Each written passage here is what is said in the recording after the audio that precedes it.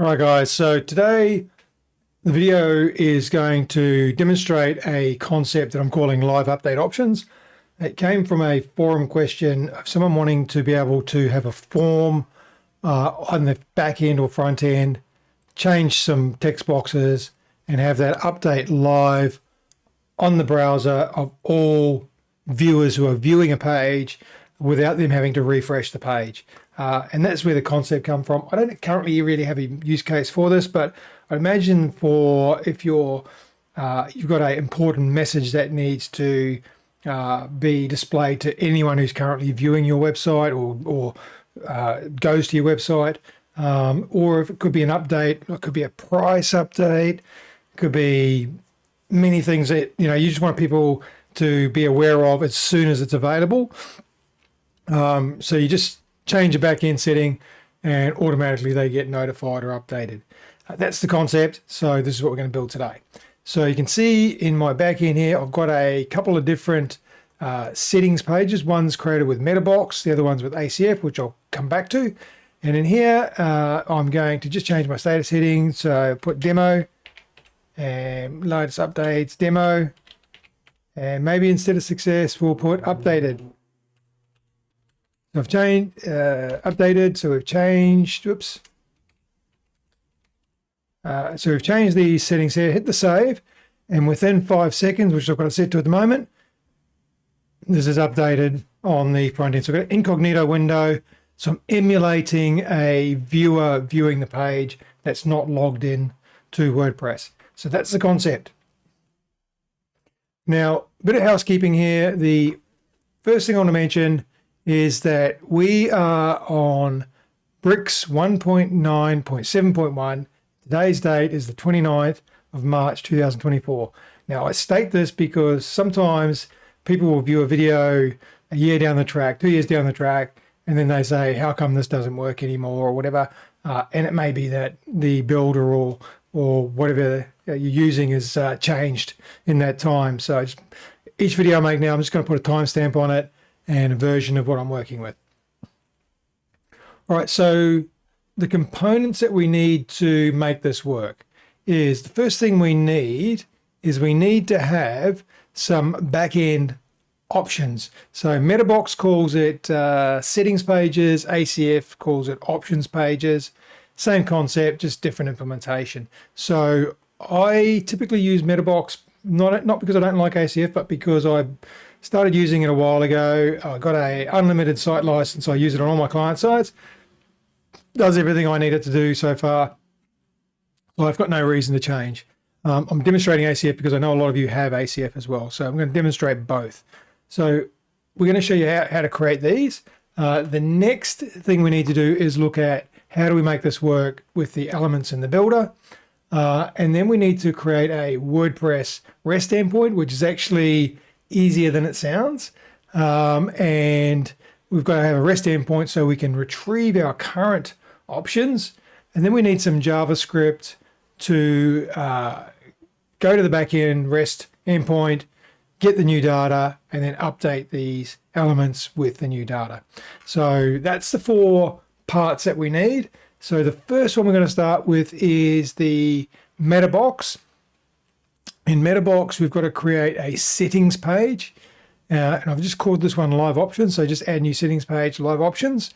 It automatically gives us an ID for the settings page. And you can change the icon if you want to. I haven't bothered, but you can change the options here. And that's it. That's all you need for that. Okay. We then need to add some custom fields to that page. So we then go to our custom fields and we create a fields group. So a new fields group. I've called this live options. Importantly, on the settings, we need to set the location to a settings page and then select our live options page that we just created. And for our fields, we've got 3 fields here. First one's just a text field. Importantly is the ID. So the ID is all lowercase, status underscore heading. And then we've got a text area, which I've got status underscore text area. And then we've got a level, which is status underscore level is the ID. And that's a text box as well. And that's it. That gives us our live options. That's all we need. to make this part work. ACF, if we're going to use ACF instead, we need to go into ACF and we create not a settings page, but an options page. We're going to option pages, add a new. I've already created one here called ACF Live Options. And that's all you have to do. Hit that and hit Save Changes. It creates the menu slug for you. It doesn't give you an ID that you can pull the fields with, which I'll explain to you with the REST endpoint. There's a big difference between how you retrieve the data between MetaBox and ACF. All right, and that's it. That's all we have to do for that. And then we need to add some fields to that option page. So in ACF, we go to Field Groups. When you add a new field group, it automatically gives you a key. It doesn't look like you can edit that. Which you need to be aware of for when we create the REST endpoint for it. So if I edit that, same deal. I've actually only put 2 fields in here, but I've got a text field. Now, the difference between MetaBox and ACF is instead of the ID, we set the field name. So the field name is status underscore heading for that one, and the status text is status underscore text. Okay, and that's the difference between the two. All right, now that's the first part is done, is creating the options pages where we can put our details in there. Okay, and we'll use these in the REST endpoint to retrieve these. So the next thing we need it to do is look at the builder elements. And in here, I've put a heading and 2 basic texts. So in my heading, you can see I'm using a dynamic token from MetaBox. If you're using ACF, just click on your dynamic data, start typing status, because we named them as status. Here's your ACF status heading, status text, MetaBox status heading, text, and level. Okay, so that is all we have to do is, that's for the first render. So that's PHP rendering this page before it's loaded, so that it's got the correct information there as of when it's loaded. So each of these exactly the same. All right, just do the same thing and select the dynamic data for that.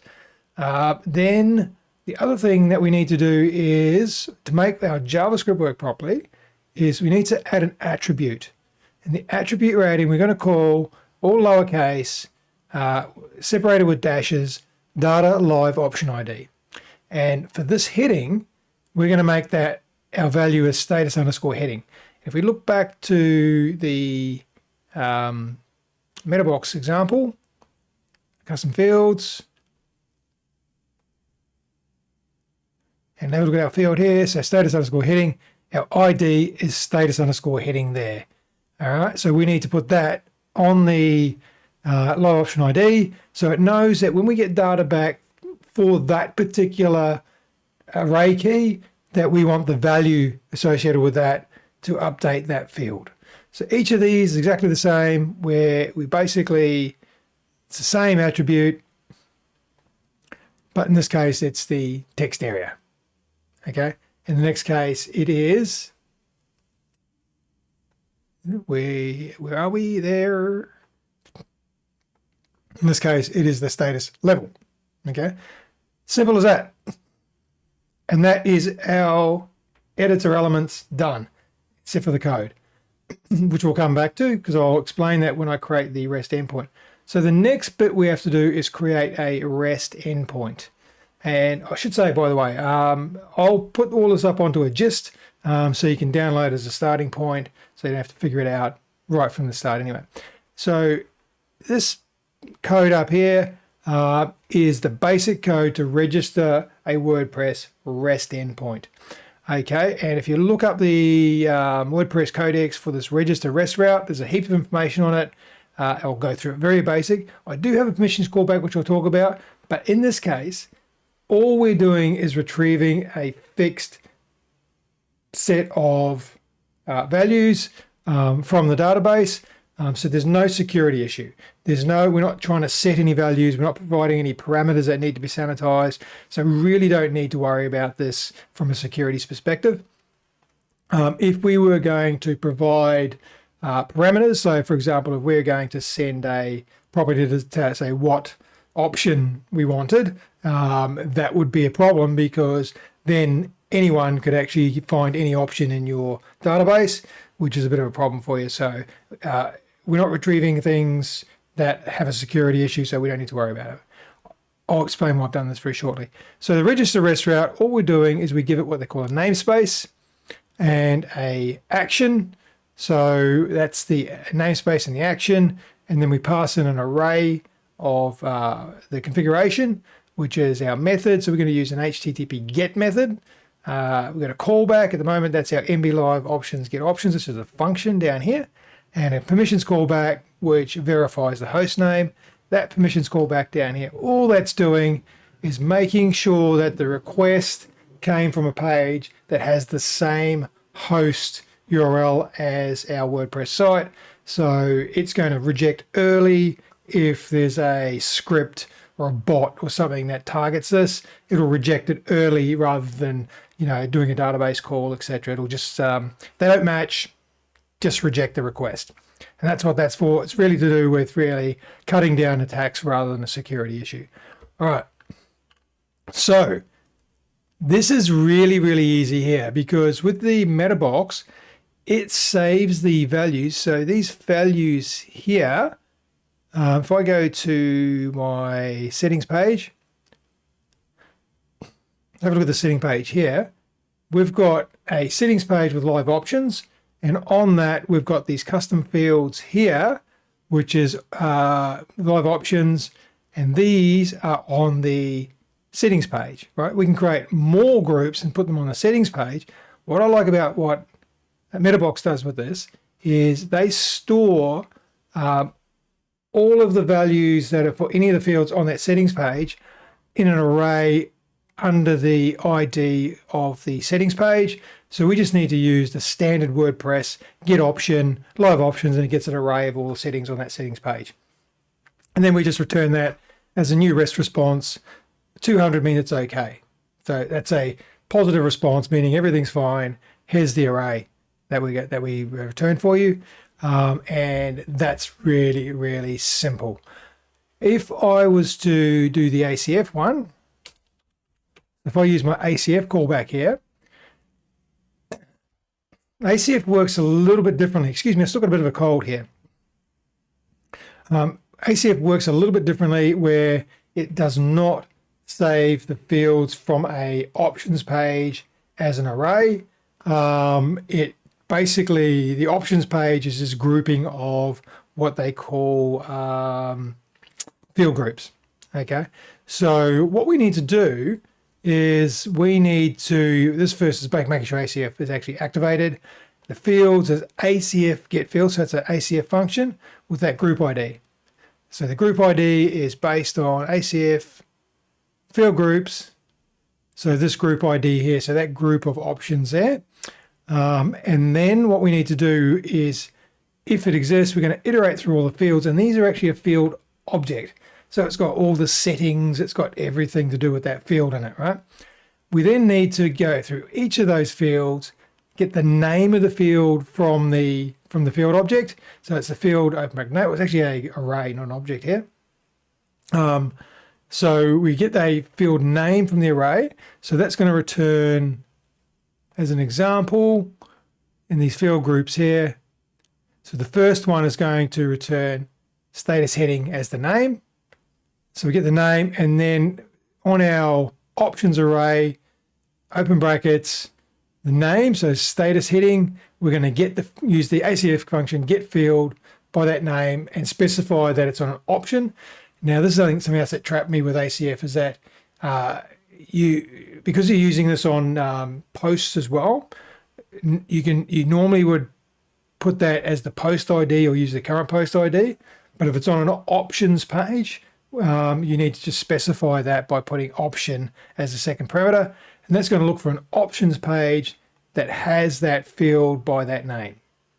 Okay, so we're going to reiterate through all those, add them to the array, and then return the REST response with the array. So all of this stuff here is additional to what we have to do with MetaBox, where we just do that. Okay, so that's the difference there, and that is it. That's how the REST endpoint works. So reject if we're not on the same host. If we're using MetaBox, call this callback here. If we're on the same host, get the option from the WordPress database and then return it. Simple, right? Okay. So that is the REST endpoint. I put this into WP Codebox, by the way. You could put this wherever you like. You can stick it into your child theme, into a separate plugin, whatever. It's entirely up to you. So that's that. Now, the next bit is the JavaScript to make this all work. So let's actually have a look first what it's actually doing. So I'm just going to have a look at this page. And I'm on the network tab. What we're seeing is our get options here. It calls my REST endpoint. So remember we said the REST endpoint namespace was this v1 get options, WP live options, I should say. That was our namespace that we registered here. All right. And then our action is this /get options, which is our action there. Okay. So that calls that endpoint. That endpoint then responds with the array. In fact, it looks like an object because it's converted to an object here as with JSON, an array of the field values. So the field names and values. Okay, so you'll see here, if I go to my ACF options here, and I change that, oops, too many clicks. If I change that to updated, new, save settings, and I have a look in here, let's clear all that out. Wait for the next one. Oh, it's already done it there. Here's my get options, and there we go. That's updated. So it gets this object back. It then iterates through these and updates those fields. Now that is what the JavaScript is, the next bit that we're going to do. So let's have a look at the live options in the builder. So we've basically got a code box here. I've got script tags around this code box. I find working in here really tedious because of the size of the box, the wrapping. It just gets very confusing very quickly, and this is very simple JavaScript. So what I typically do is I'll take this and I'll stick it into a VS Code window, and it's just much easier to work on. I just copy and paste it back when I'm done. Unless I'm making a small change or doing just a small amount of JavaScript, I normally work in VS Code and then copy and paste it back. So let's have a look at how this actually works. So first of all, we've got a poll interval of 5,000 milliseconds, which is 5 seconds. Change that to whatever you like. So that poll interval down the bottom here, we use a JavaScript set interval. We're going to call get data based on the poll interval. Every 5 seconds, it's going to loop and it's going to call get data. All right, so get data is here. Get data does a fetch, which is a browser function, and it's available on all modern browsers. We're just going to fetch. So WP JSON is telling us this is a REST, WordPress REST call. Our namespace, which we defined in our REST endpoint, which is v1/wp-live-options, and our action, which is the get options. Oops. Okay. And our method is get, which matches up with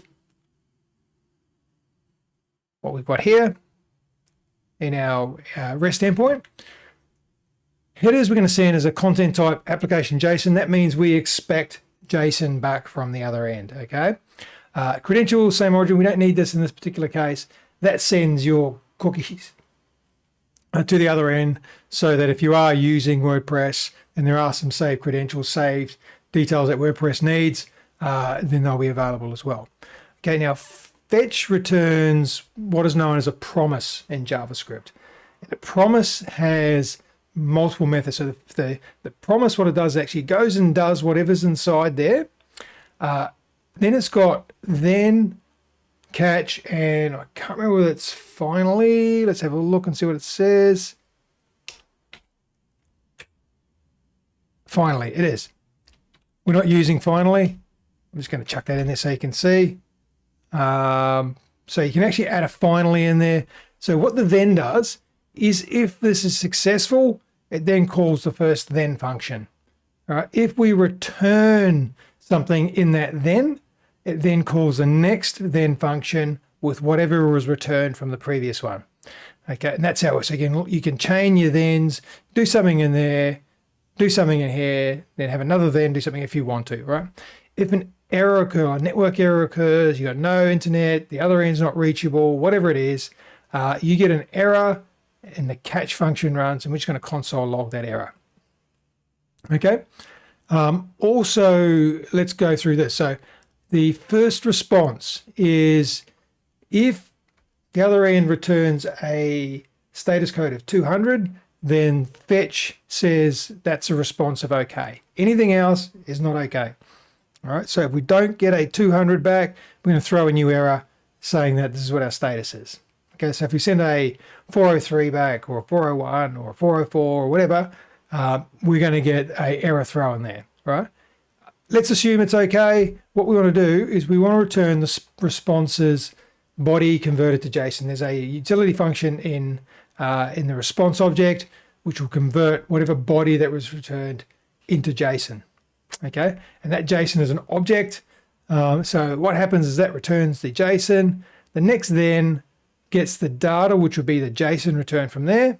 And we're going to call our update elements function with that JSON. So that would be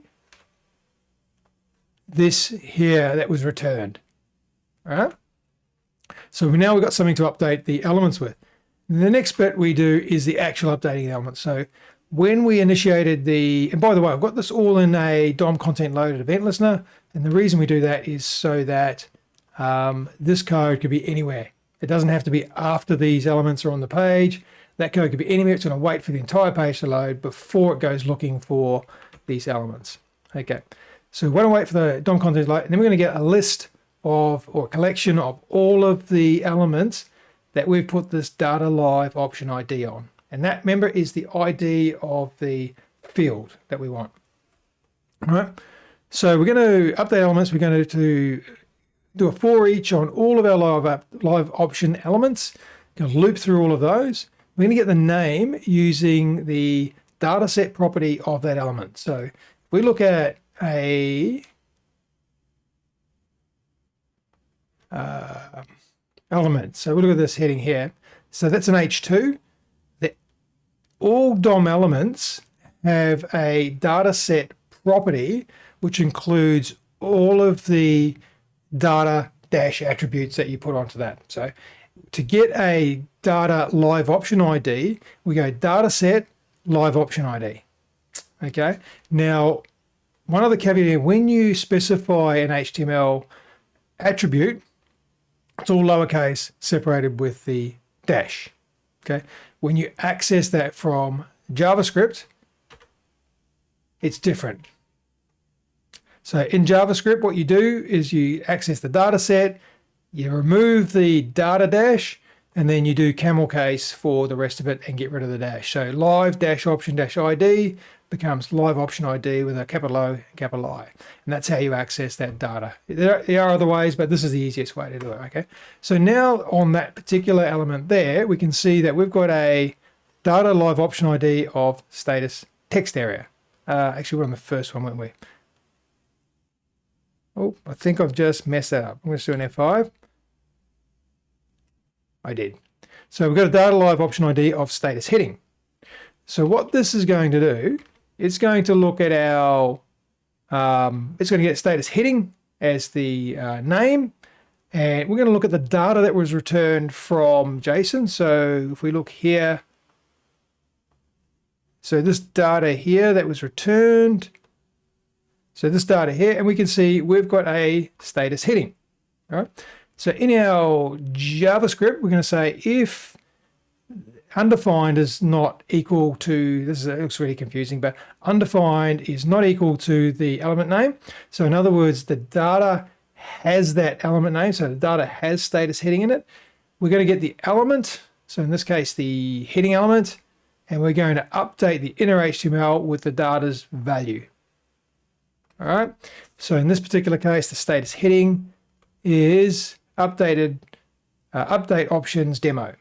So that exists. So we're going to get the value of that, and we're going to put that on the inner HTML for this. And the reason we use inner HTML is because if we return HTML in that value, it will render as HTML. So that's the reason we do that.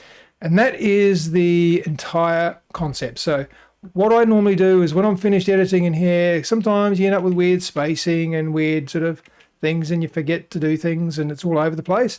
All you have to do, right click on the document, format document, Control A, Control C, go back to your editor, code box, go between the script tags, just delete everything in there and paste that in there. And then obviously because of the updates with Brick Security, is detect a change, hit sign code, and that's done. So much easier to work in VS Code than it is in this little box here. I mean, just look at that there. When you get down to here, when it's wrapping around, compared to trying to work in here. All right. So that's it. That's the concept. As I said, I'll chuck all this up into a gist. So I'll put a template which has got this in it, and I'll put a code box, PHP script there as well.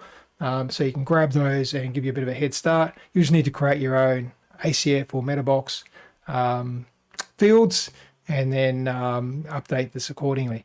So, all right, so that's the end of the tutorial. Hopefully that has given you some ideas, some insight, and whether it's even for this case or whether it's a different use of using REST endpoints. Hope you got some value out of this. Thanks for listening.